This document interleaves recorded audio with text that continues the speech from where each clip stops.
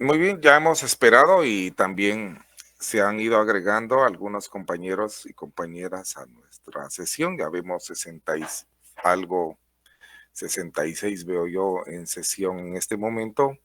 Entonces vamos a iniciar nuestra clase. Permítanme ustedes que busque, les presente, mejor dicho, mi escritorio y entonces así nos vamos apañando. Yo les quería preguntar en principio, si todo pues si se escucha bien, yo pienso que ya hubiera tenido alguna queja, pero está bien. Yo supongo que todo se escucha con claridad Ok, y muchas gracias por la confirmación. Rocío, Les quería preguntar, Rocío, por dónde, en qué punto fue que nos quedamos. Creo que en las cuestiones del emperador Justiniano, ¿no? Así fue, Cuerpo de los Derechos Civiles. ¿verdad? Entonces, ahora ya vimos, sí. voy a presentar mi escritorio y aquí fue efectivamente en el punto que nos quedamos. Cuando en la Edad Media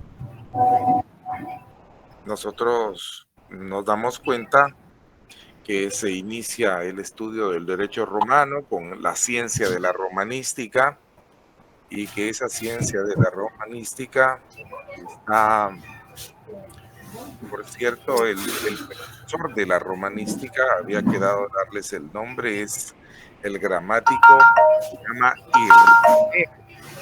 Así es como se escribe el nombre de este sujeto, el gramático, ya lo confirmé, es el gramático Irnerio, así se llama. Así se llamaba el precursor de la ciencia del derecho, que estudia el derecho romano. No es que sea el derecho romano, pero la ciencia que se dedicó y que estudió, sistematizó el derecho romano desde la Edad Media, más o menos es el siglo XII, es el gramático Irnerio, su precursor, un dato que había quedado de darles.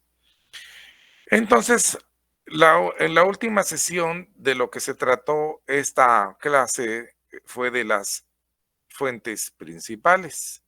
Y recordamos que la observación que hicimos al principio de la clase anterior es que si estas que íbamos a ver eran las fuentes principales y que vimos que efectivamente consisten en la obra del emperador Justiniano y posterior libro cuarto que se descubre en la Edad Media, que se denominó las novelas, y estos 4 libros constituyen el cuerpo de derechos civiles, pero ¿qué es esto? En su conjunto van a ser las fuentes principales para el conocimiento del derecho, del derecho romano.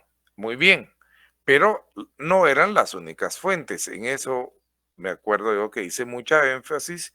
Y entonces, ¿qué quiere decir? Que la clase de hoy sí vamos a tratar de explicar la otra posición que explica, digamos, desde el punto de vista científico, también de la romanística, cuáles son las fuentes del derecho romano. Y para simplificarlo un poquito, porque no podemos, yo les decía el otro día que podía ser una situación muy aburrida esto del derecho romano o podía tornarse algo interesante si uno lo puede comprender. Y mientras se comprendan cosas interesantes, entonces, claro que todo es menos aburrido. De esa, de esa manera, yo he ordenado mi curso atendiendo esta separación entre las fuentes principales, hablando primero, como ya lo hicimos en la clase anterior, de la labor del emperador Justiniano, y ahora pues vamos a explicar de una vez vamos a ir al grano de cuáles serían las otras fuentes, sin hacer, sin pormenorizar una serie de detalles que aparecen en los textos y que francamente hacen el curso muy aburrido. Entonces, la esencia es lo que vamos a transmitir en mi curso. Y esto mismo yo les recuerdo que ustedes pueden grabar, pueden tomar fotografías, pueden hacer captura de pantallas, etcétera. De hecho, yo sé que todo esto se graba porque tenemos un control académico que a nosotros nos fiscaliza y que fiscaliza las sesiones por aquello de los desórdenes que eventualmente podrían darse y que en algunas ocasiones en otros cursos en la facultad, lamentablemente una o dos veces eh, ha habido algún problema, pero como están grabadas las cosas, entonces así se soluciona más fácil todo. Así que esto es la clase de hoy, las fuentes del derecho romano. La clase anterior vimos las fuentes principales, pero estas son las fuentes en otra, hablando de la esencia, les decía yo, vamos a aludir este concepto de el ius, porque el ius ya habíamos dicho que es la palabra que se usaba en Roma para designar lo que hoy conocemos como derecho. Esa fue la palabra. En principio, el vocablo significa primariamente, como vemos aquí, lo justo, ¿verdad? Es lo justo, pero en nuestra, ¿dónde estamos? Aquí lo tenemos, en nuestra, ¿qué? ¿Por qué no entró la, sí le di a admitir a la señorita? Bueno, entonces, la palabra que se usaba es el ius, que ya sabemos que significaba en primer lugar lo justo, ¿verdad? Eso era lo que significó al principio el término ius. Y se usó frecuentemente en Roma para designar lo que nosotros conocemos hoy como derecho, es lo que dice aquí.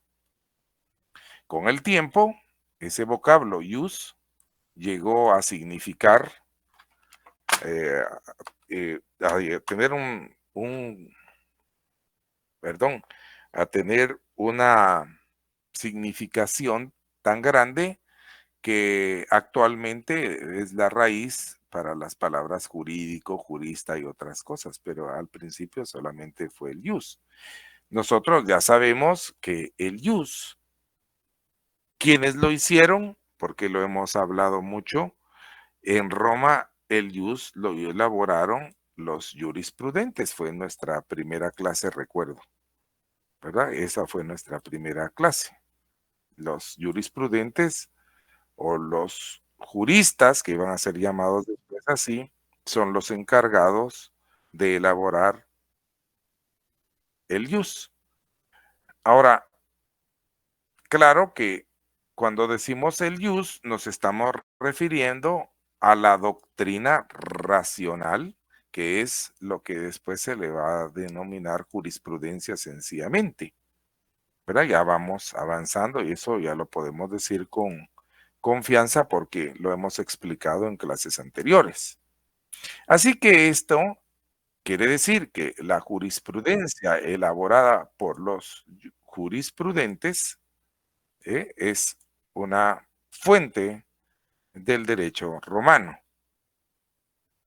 Primariamente esa es, y ya sabemos que esa jurisprudencia es sinónimo de decir la doctrina racional, porque es el conjunto de todos los fallos, de todos los, sí, de todos los fallos que elaboraron según su juicio, y ya sabemos que ese juicio era una labor intelectiva, una labor de razonamiento, por eso el producto que tiene es la doctrina racional. Pues esa es la primera fuente del derecho romano. Así tendríamos que, ya hablamos del jus, pero ahora mira tú una situación. surge el jus civili o el jus civile, si lo leemos literalmente sería el jus civile.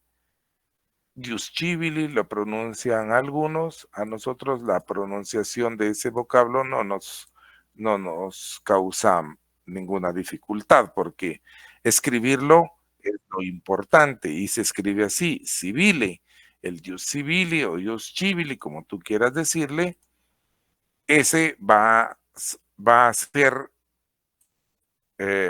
un vocablo, un término que posteriormente identifica al derecho romano, fíjate, al derecho romano, pero no a cualquier derecho. ¿Cómo es que surge el jus civili? Ya sabemos que el jus era la jurisprudencia, la obra de los jurisprudentes, la doctrina racional. Bueno, eso es el jus, pero ¿y civile por qué?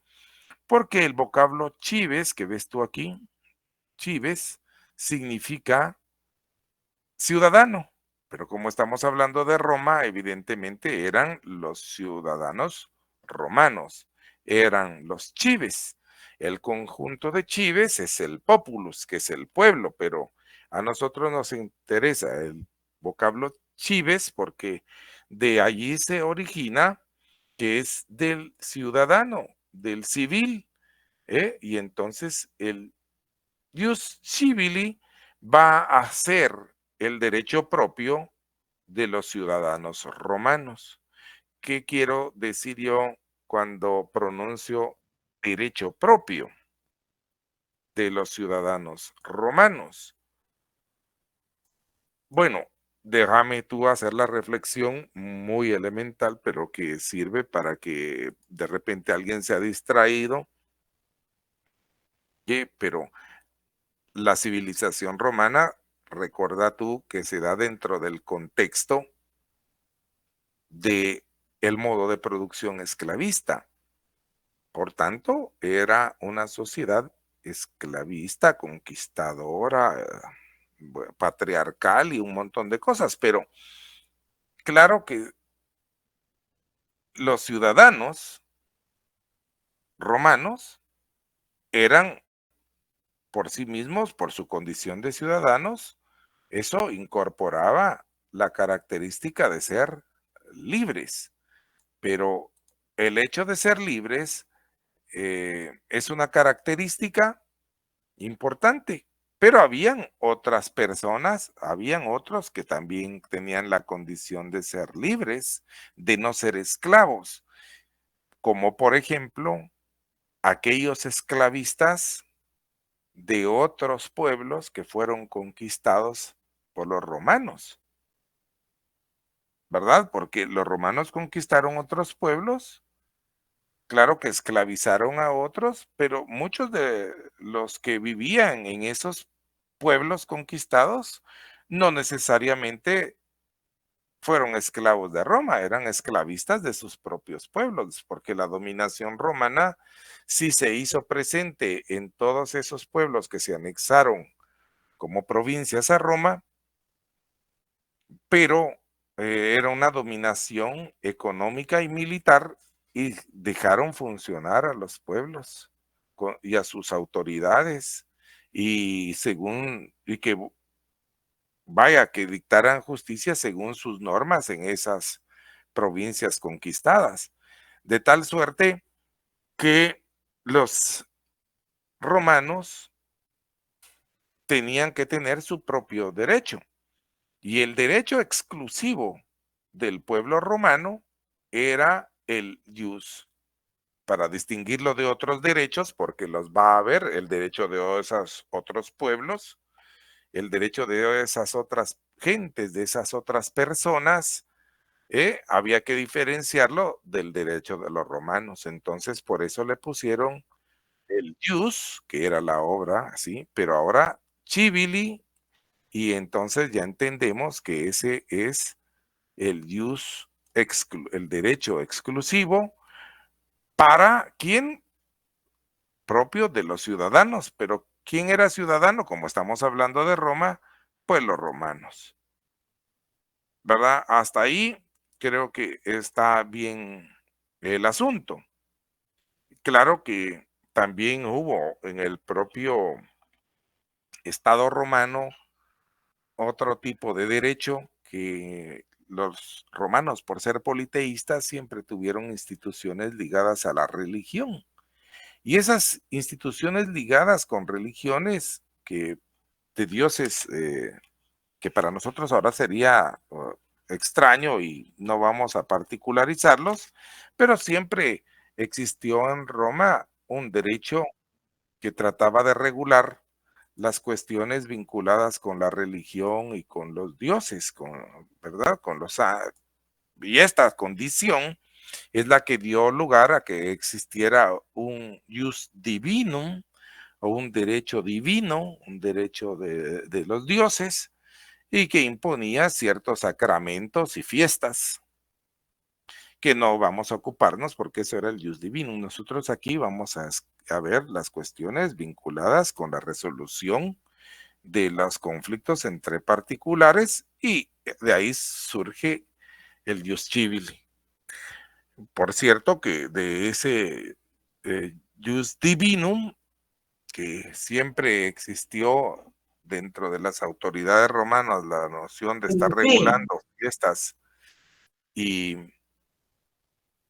sacramentos, es que surgiría después, cuando ya se crea la Iglesia Católica Romana, el normar una serie de fiestas, de eventos, incluso el de nombrar los días de la semana, por ejemplo, que fueron nombrados así, acorde a ese derecho divino en función de los astros que conocían ellos por aquel tiempo, y que así ustedes se dan cuenta que los días de la semana están nominados de acuerdo a una raíz, a un vocablo de raíz de la cultura romana que tiene esos astros que eran conocidos por ellos, eran 7 los astros. Entonces así ves tú que el lunes, por ejemplo,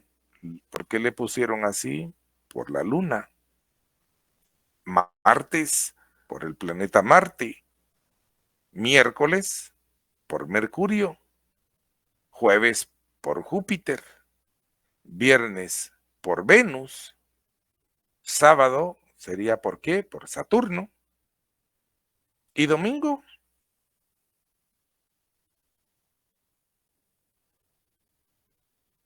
originalmente, Por el sol. el domingo por el sol. Así era. Por el sol, era el día del sol. Claro que ya con el advenimiento de la Iglesia Católica y el cambio de las festividades para que en lugar de ser dedicadas las fiestas a dioses paganos, fueran ahora dedicadas a dioses cristianos, les cambiaron un poco los nombres a algunas fechas y festividades, como sucedió con la Navidad, que originalmente el 25 de diciembre era dedicada a una fiesta de una diosa, pero que, ya ves tú, la Iglesia Católica la cambia y es el mismo día 25 de diciembre, pero ahora es el natalicio para conmemorar Navidades el natalicio de Jesús. Y claro, en lo del Día del Sol, también le cambió la Iglesia Católica el nombre y así le puso Dominicus o Día del Señor, domingo. Mientras todavía en inglés, que ya saben ustedes que se pelearon los esclavistas romanos cuando hubo la división de los imperios, entonces todavía los pueblos que fueron afectados por el derecho germánico, que se mezclaron con los godos y todo eso, conservaron el nombre original de ese día. Por eso en inglés, domingo, ¿cómo se pronuncia? En inglés, domingo es Sunday, ¿verdad? Sunday. Como decir día del sol, que era efectivamente así, pero después de eso, todo esto, porque los romanos en las cuestiones religiosas también afectaron la vida de la gente. Mira, Julio César, un emperador romano, también elaboró un calendario que sirvió para llevar nota de los días y del año y de los meses y de las fechas y de todo. El calendario juliano se llamó.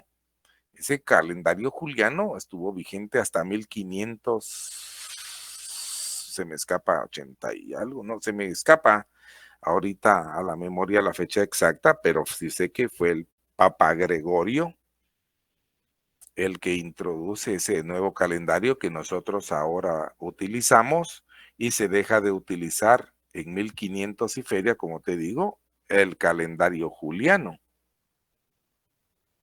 Pero solo en algunos países de Occidente en donde la religión católica era observable, porque en otros pueblos el calendario juliano que había afectado a todo Occidente todavía se utilizó.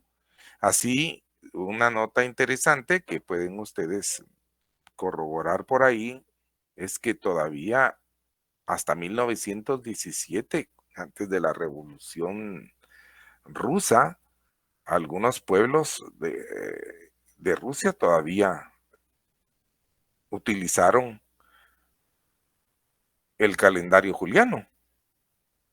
Y por si fuera poco, es una nota interesante que hasta el año 2022 o 2010, ay, no sé, pero acaba de ser 2020, uno de estos, no sé si fue el 2019 o 2022, el último país que adoptó el calendario gregoriano fue Arabia Saudita, pero recientemente, ahorita en el siglo XXI.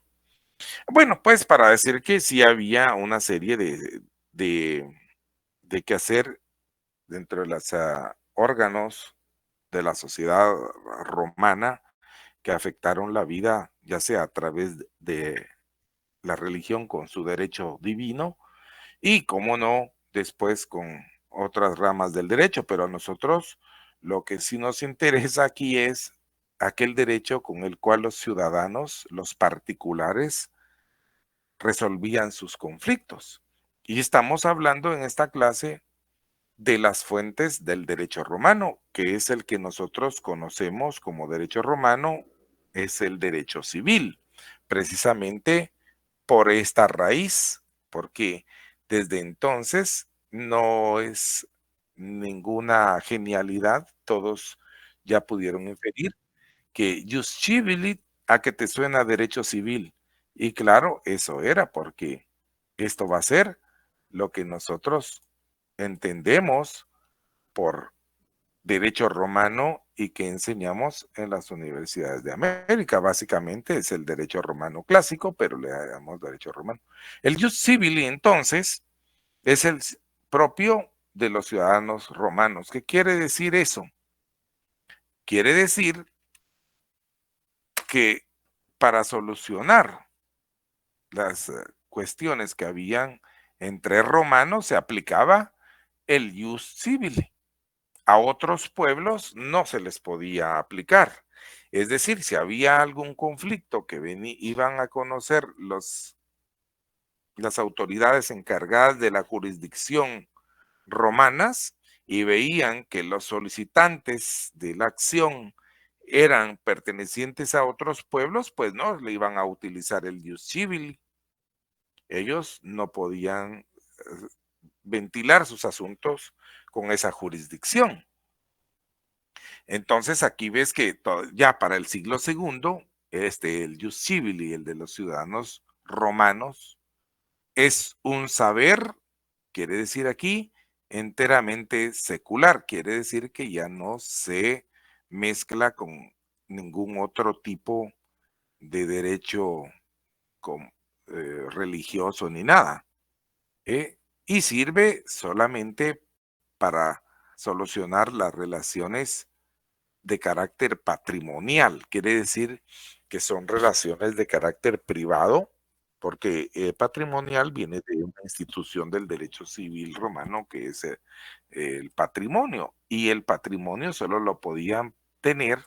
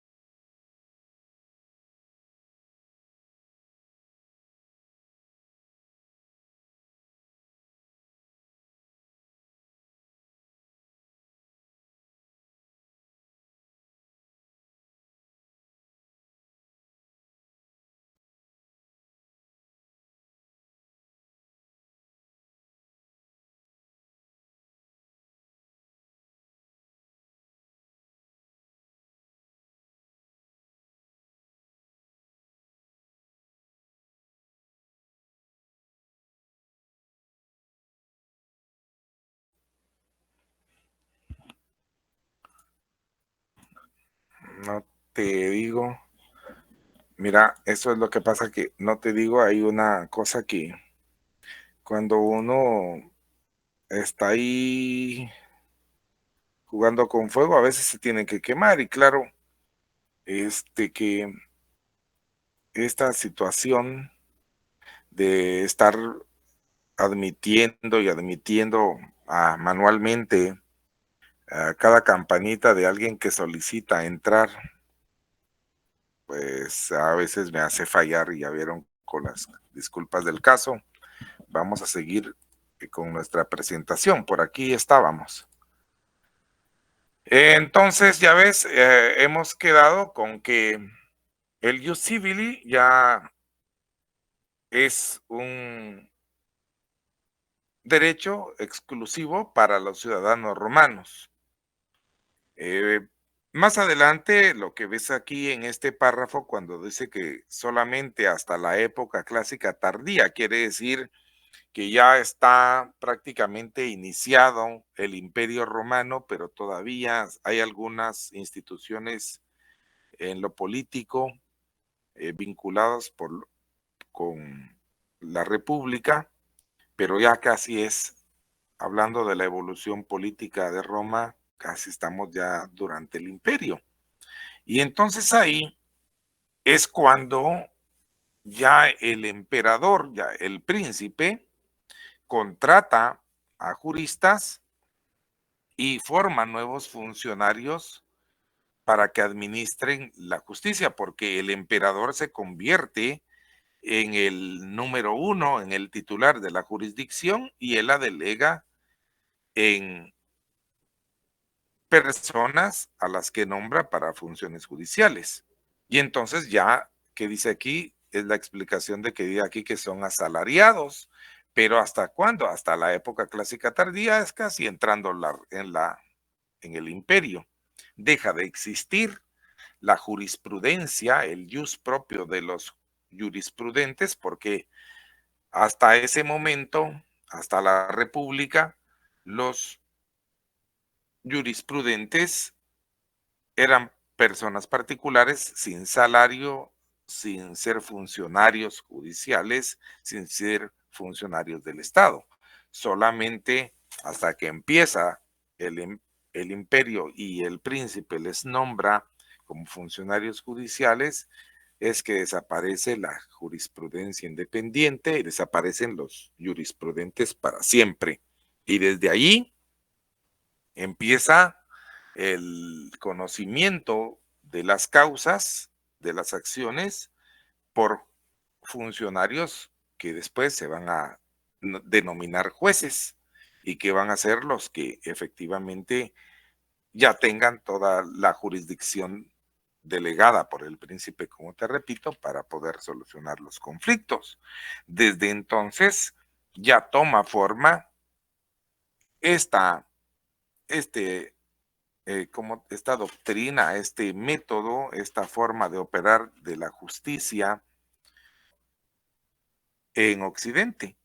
Y llega hasta nuestros días en que los países latinos, porque somos herederos precisamente de estos sistemas romanos, vemos que quienes solucionan los conflictos, quienes conocen de los procesos judiciales, son los jueces, son funcionarios que pertenecen a un organismo de Estado encargado de la jurisdicción, y ellos conocen del juicio, ellos diligencian las pruebas, y ellos también determinan la responsabilidad y la sanción. Y entonces el derecho, que es antes estaba fuera del ámbito privado, ya se vuelve una cuestión, como dice aquí, empieza a existir la noción de un ius, que era la obra de los jurisprudentes, pero ahora se le agrega publicium, ¿verdad? Un derecho público. Y ese ya no ya no interesa al derecho romano que nosotros conocemos, porque se separa. Vamos a verlo eso más despacio después. Ahora, otras fuentes, ¿qué otra fuente hay del derecho romano? porque ahorita ya vamos viendo dos. El jus, que es la doctrina racional que elaboraron los juristas, ya lo vemos, ¿ve? Y que antes significó lo justo. Luego, el jus civili, que es el derecho propio de los ciudadanos romanos. Es aquel que, que se aplica únicamente a los ciudadanos romanos para cuando estos tienen conflictos que solucionar en lo privado, ¿verdad? Entre particulares, el jus civili, van dos. Y ahora, ¿qué otra fuente? El jus gentium. ¿Y qué es este jus gentium? Lo que sucede es parte de lo que te decía al principio de nuestra clase, que como Roma conquistó otros pueblos y esos otros pueblos tenían sus propias formas de determinar qué era justo, sus propias leyes, vamos a decir, ¿verdad? Su propio derecho tenían esas otras poblaciones. Y claro que los conquista Roma militar y políticamente y los domina económicamente también, pero no les quita, los deja seguir funcionando porque a los romanos lo que les interesaba era el tributo que esos pueblos les pudieran eh, representar. Entonces dejaban que funcionaran los pueblos, que funcionaran con sus autoridades e instituciones y solo les cobraban el impuesto, ¿eh? Pero quiere decir que esos pueblos, entonces, si conservaban a sus órganos de dirección como pudieran ser los reyes y sus otras instituciones, también conservaban su forma de administrar justicia, sus instituciones. Y así ellos encontraron que tenía algunas instituciones que eran comunes al derecho romano. Entre ellos habían algunas instituciones y entonces eh, dijeron ellos, pues como hemos conquistado, aquí cuando hayan conflictos en las provincias, pero que los particulares de esas provincias, los que no son romanos, tengan problemas, lo que se va a aplicar es el derecho de esas gentes, el derecho de esos pueblos. Y entonces así queda este que es el jus gentium, también conocido como derecho de gentes, ¿verdad? El jus gentium es el derecho de gentes, porque no era el derecho de los romanos, era el derecho de otras gentes. Vamos a darnos cuenta en una clase la próxima semana que había cómo se integraba la civilización romana, el pueblo romano y los diferentes estratos sociales que sí son importantes, pues, y no son difíciles de conocer, de aprenderse. Entonces, como ves aquí, el conjunto de esas instituciones comunes con los otros pueblos, que es lo que te digo, fue llamado derecho de gentes. Y el derecho de gentes era el que se aplicaba en la solución del...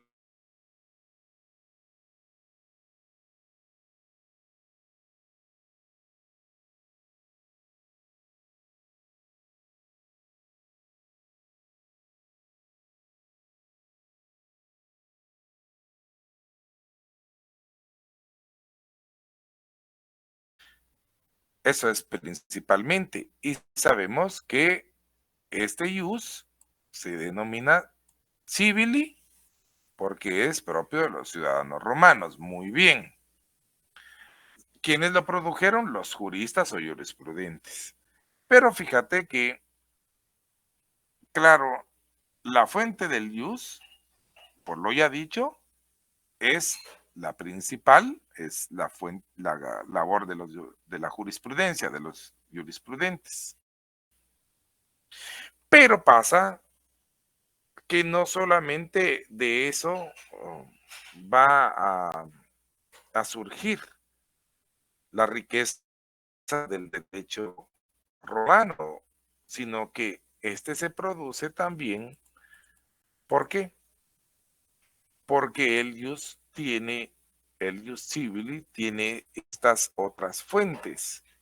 Estas otras fuentes del Ius, pero del Civili, no solamente es la obra de la jurisprudencia, sino que tiene otras fuentes, y estas provienen del poder.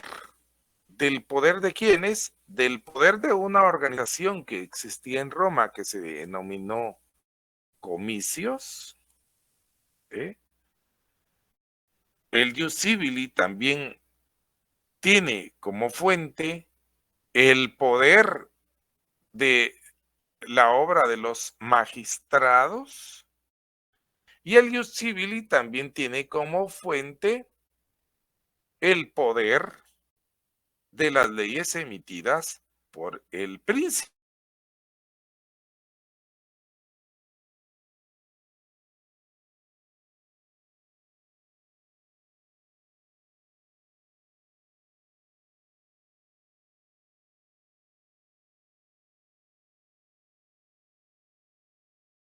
Asamblea de socios.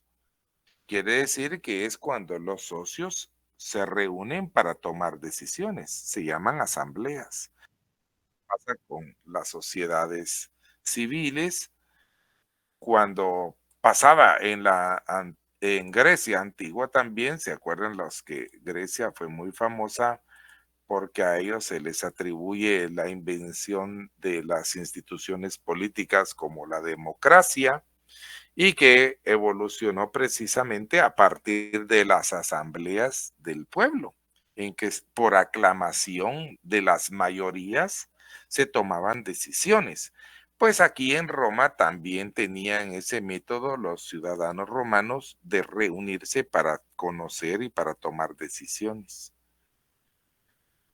Veamos en principio, como les decía, la cuestión es no aburrirse con una serie de datos que no nos van a servir para nada en la carrera, pero lo que sí es que hay que conocer algunas situaciones generales, como qué eran los comicios, pues ya sabes tú, asambleas de los ciudadanos, es decir, del pueblo romano, es la reunión de los ciudadanos para tomar decisiones. Ahora bien, estas organizaciones de los comicios, hubo tres, porque evolucionan y se dan básicamente, pone atención, la labor de los comicios se da básicamente durante la época del desarrollo político de Roma que se denomina monarquía, cuando impera aquello del derecho romano arcaico. Ahí es básicamente en que domina la labor de las organizaciones de los comicios. En el examen, si yo les pregunto qué eran los comicios, ¿qué me van a contestar ustedes? Eran las organizaciones en que los ciudadanos romanos se reunían en asamblea para conocer y tomar decisiones relativas a las leyes o a sus autoridades. Eso sería. Ahora, estos comicios, hubo tres importantes. La organización de los comicios por curias. En otros libros, que son muy aburridos algunos, le ponen la comitia curiata.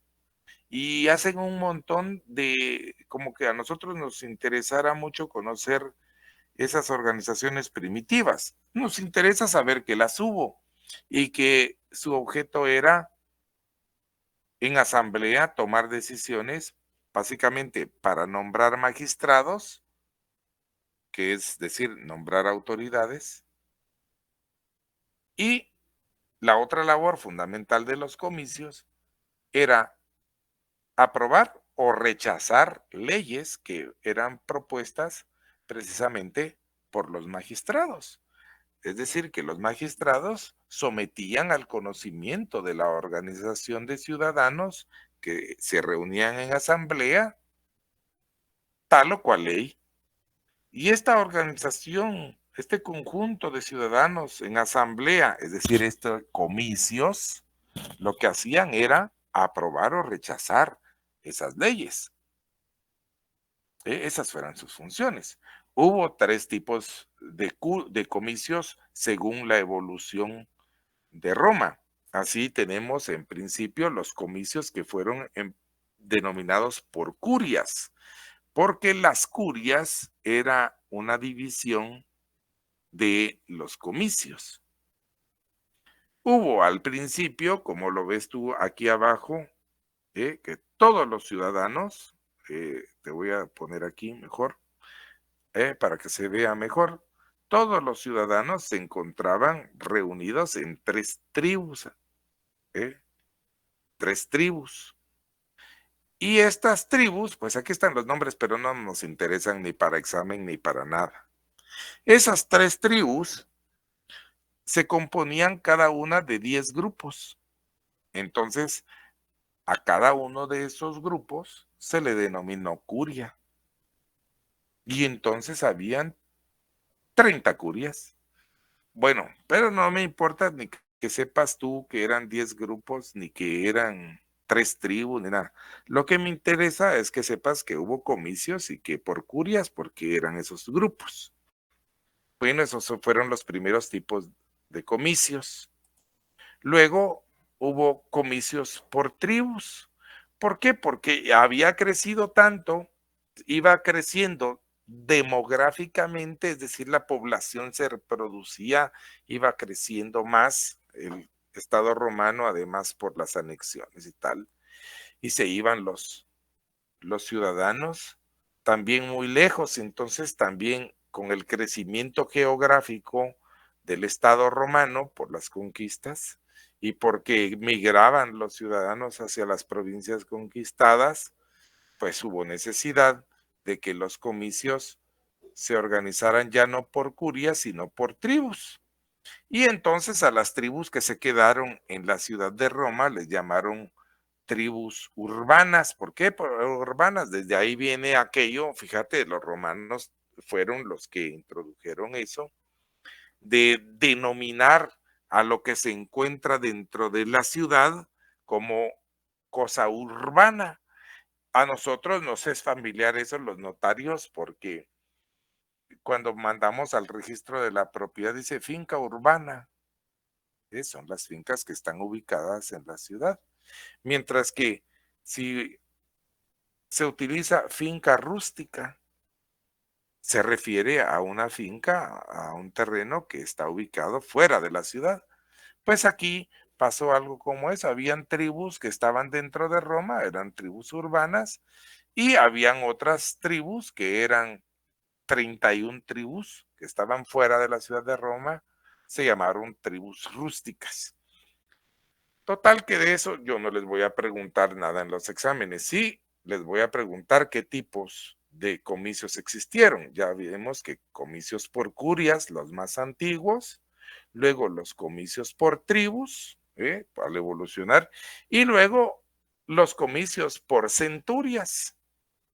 ¿Por qué se denominaron por centurias? Porque esta organización trataba de conocer asuntos vinculados a cuestiones de carácter militar. Y entonces estos comicios por centurias tomaron como base la unidad del ejército romano. La unidad del ejército propia del ejército romano era la centuria, porque habían 100 soldados. Eso nosotros lo sabemos muy bien porque por la Semana Santa y por las Navidades y todo eso, y por la religión católica y la tradición judeocristiana y todo esto que nosotros vemos, nos es familiar el término centurión. Y sabemos que el centurión era un personaje militar del ejército romano. ¿Y por qué se llamaba centurión? Porque él era el capitán, el que comandaba a la centuria. Bueno, pues de esta figura del ejército romano tomaron los ciudadanos durante el reinado de Servio Tulio la noción de nombrar a las centurias, a los comicios por centurias. Y entonces este es otro tipo de organización del pueblo romano, los comicios. ¿Cuántos tipos de comicios hubo? 3. como fueron los comicios por curias, luego los comicios por tribus, los comicios por centurias. Hay una tradición que dice que es muy probable que la ley de las 12 tablas que fue aprobada durante la monarquía, ¿se recuerdan ustedes en 450, una cosa así, 430 antes de Cristo, había sido autorizada por un comicio por centurias? Porque ahora que ya sabemos que hubo asambleas populares que se llamaban comicios, ¿sí? Asambleas populares, la reunión de ciudadanos para tomar ciertas decisiones. Sabemos que hubo comicios por curias, luego por tribus, luego por centurias. Pero independientemente de todo esto, la labor de los comicios siempre fue, fíjate tú, la labor de los comicios siempre fue conocer las propuestas de leyes que les presentaban los magistrados. Y entonces ellos tenían que aprobar o rechazar esas propuestas de leyes. Así que si las aprobaban, esas propuestas de leyes, emitían una ley. Como era elaborada por los comicios, independientemente de qué tipo de comicio haya sido la ley, a las leyes elaboradas por los comicios, ¿cómo se les denominó?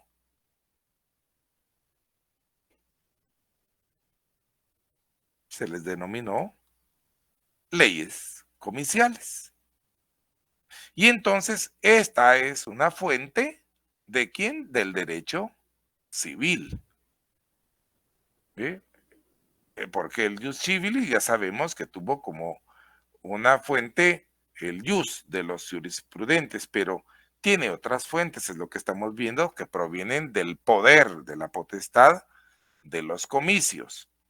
Y entonces así tenemos que el producto de lo que hacían los comicios eran las leyes comiciales. La otra función de los comicios, ya te he dicho yo, que era nombrar a los magistrados, pero lo, lo que alimentó al jus civili fueron las leyes emitidas por los comicios. Se llamaron leyes comiciales. Ahora bien, vemos aquí el texto y nos dice que el jus tiene otras fuentes provenientes de la potestad. Ya vimos que la fuente proveniente de la potestad de los comicios son las leyes comiciales. Ahora veamos la fuente que proviene de la potestad de los magistrados. Los magistrados y el Senado podían emitir también un producto que eran leyes que alimentaron el jus civili. ¿Cuáles eran esas leyes o cómo se denominaron esos productos propios de los magistrados y del Senado? Pues esta es la respuesta. Los magistrados producían los edictos, que era un tipo de ley. Los magistrados, sus resoluciones se denominaron edictos. Y el Senado, que tenía senadores, pero el Senado emitía un tipo de ley que se denominaba Senado consultos. Entonces, estos también alimentaron al jus civili o jus civili. Estas son las fuentes entonces del jus civili. Y por cierto, del jus civili, ya por último, durante el principado, el príncipe sabemos que también emitía leyes, ¿verdad? Sabemos que emitía el príncipe, el emperador emitía leyes. ¿Y cómo se denominaron las leyes que emitían? Rescriptos imperiales o leyes imperiales. Y entonces ahora sí ya podemos decir que el jus civili tiene otras fuentes provenientes de la potestad de los comicios, las leyes comiciales, de los magistrados, los edictos, y también de los magistrados del Senado, los Senado consultos, y durante el Principado, las leyes provenientes del poder del príncipe se llamaron rescriptos o rescriptos imperiales. Entonces, fíjate tú, ellos estos órganos emitían leyes de todas las naturalezas, pero el contenido de esas fuentes, cuando se refieren al derecho privado, fíjate, aquí lo vamos a poner, se originaban muchas veces de recomendaciones o consejos que daban los juristas. Y su aplicación pasaba por la labor de interpretación que hacían también. ¿Por qué? Porque ellos hacían una labor de interpretación a fin de que esas órdenes de la potestad, de esta potestad, no se desvirtuaran de aquella doctrina que habían elaborado los jurisprudentes. Básicamente eso es, todo esto ya lo vimos, ya lo explicamos, ya lo explicamos. Y aquí está lo último, con esto terminamos la clase de hoy, pero ya te lo había dicho, ¿cuáles eran las funciones de los comicios? Eran elegir a los magistrados y aprobar o rechazar las leyes que aquellos preparaban. Porque ellos preparaban, los magistrados, el Senado preparaba las leyes, la autoridad les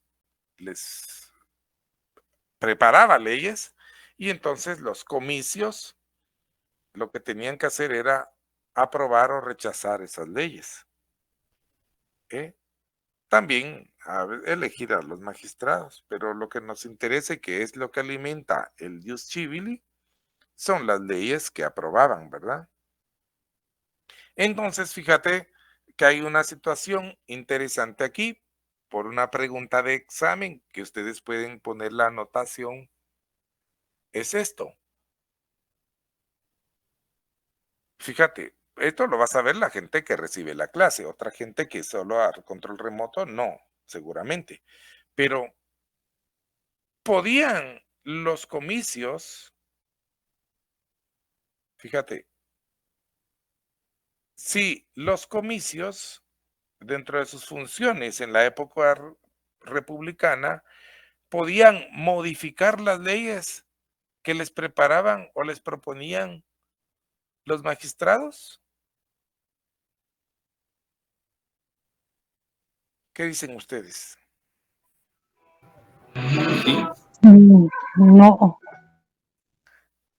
¿Verdad que no podían modificarlas? Porque su labor solamente era aprobar, no exacto. modificar, ¿verdad? Entonces, esa es una situación importante. Más o menos aquí teníamos otra cuestión que te decía que los comicios por tribus, básicamente se alteran. Pero esto no es importante. Y por último, pues hay una cuestión que es la decadencia de los comicios, porque claro que las organizaciones comiciales tenían que decaer a medida que crecía no solamente en manera geográfica, sino también por el crecimiento demográfico de la sociedad romana, tenía que ir decayendo porque se fue convirtiendo en algo imposible el reunir en asamblea a los ciudadanos. Y entonces eso no, ya fuera por cuestiones de distancia o de comunicación o lo que fuera, no había una forma efectiva de que se pudieran los comicios reunir. Y como se lee aquí, mira tú, la turba urbana que se reunía en los comicios del siglo I antes de Cristo no era de ninguna manera representativa de la población total y constituía más bien una masa de obediencia de directrices de personajes y tal. Por la política, o sea que se desvirtuaron porque en realidad los ciudadanos era imposible reunirlos, así que tenían que que desaparecer. Por eso es que por la expansión geográfica y el crecimiento demográfico, es que desaparecen y vinculados a los intereses políticos.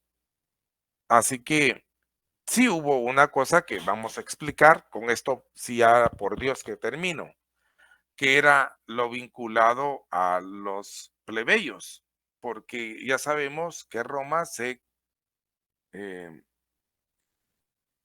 se compuso, se conformó a partir de la fusión de los pueblos patricios, de los pueblos etrusco y latino.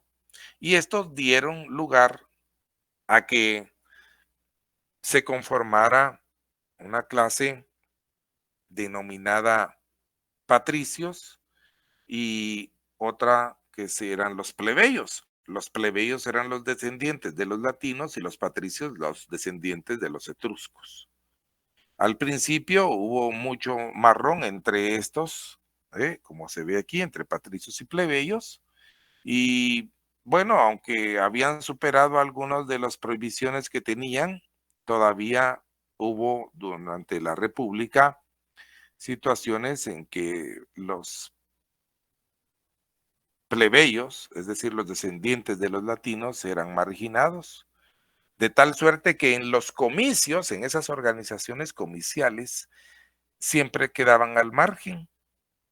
Así que tuvo necesidad la organización de los plebeyos de crear sus propias organizaciones paralelas para también ellos aprobar sus leyes, leyes y disposiciones que les presentaban las autoridades, pero tenían estos, como no les podían poner comicios, porque los comicios eran propios de los ciudadanos romanos, y decían los patricios que ellos eran los verdaderos ciudadanos, pues solucionaron la situación denominando a su organización, a la organización plebeya, como concilios. Y aquí está el nombre, mira, los concilios, ¿de quién eran? De la plebe, porque eran muchos, y los plebeyos, por eso se llamaron así. Y entonces ellos emiten sus propias resoluciones, sus propias decisiones. Pero entonces, ¿cómo se llamó al producto a lo que producían la decisión de los concilios de la plebe? A esas decisiones que ellos tomaban, los concilios de la plebe se les llamaban plebiscitos, como vemos aquí. ¿Y eso a qué te suena? Hasta hoy ese término, plebiscitos, un plebiscito que es una consulta que se le hace al pueblo cuando se necesita saber si se aprueba o no una determinada situación que afecta a la soberanía del Estado y que no está regulada. Pues desde ahí viene el término, mira, los concilios de la plebe, al principio no tenían el mismo valor que la misma importancia que los comicios y por lo tanto eran despreciados a veces las decisiones que estos emitían, decían que obligaban únicamente a la plebe, pero como puedes ver tú, ya hasta 339 antes de Cristo surgen las leyes denominadas así, publillas, porque iban a afectar a la plebe, que determinaron que los concilios de la plebe tenían el mismo valor que los comicios y que los plebiscitos, que eran las decisiones de los concilios de la plebe, tenían el mismo valor que las leyes comiciales. Muy bien, plebiscitos son emitidos por los concilios de la plebe. Los concilios de la plebe, que son organizaciones de los ciudadanos romanos, pero de los plebeyos. ¿Y cómo se llama el producto de sus leyes? Plebiscitos. ¿Cómo se llama al producto de las leyes o leyes que emiten los comicios? Leyes comiciales. Muy bien. Yo creo que con esto ya está bien de información por hoy. Vamos a quedarnos en este punto. Por favor, me recuerdan la próxima clase que por aquí nos quedamos y será hasta la otra semana en que en forma presencial nos podamos nosotros reunir. Que vi que alguien quería preguntar algo y antes de despedirme le voy a dar la oportunidad que haga su cuestionamiento, por favor. Dígame.